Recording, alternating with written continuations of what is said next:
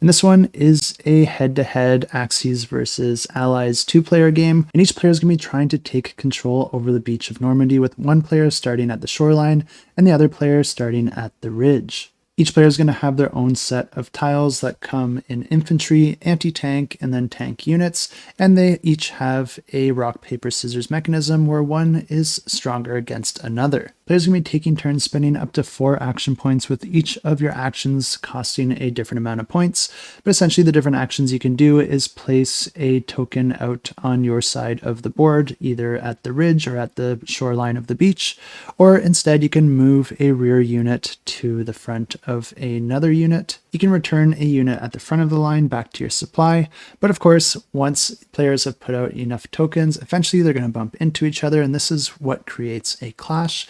Whenever this happens and it's your turn, you can attack the clashing opponent unit, but only if your unit is the stronger one.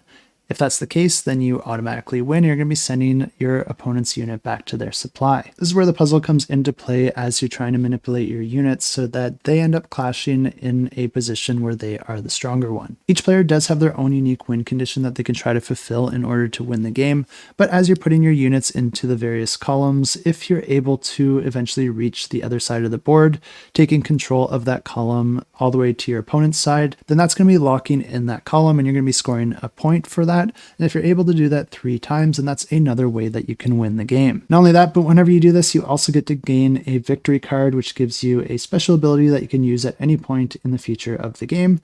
And the player that is able to either fulfill their win condition or complete 3 of those columns is the one that wins. And if you want to check this one out, I will have it linked down below.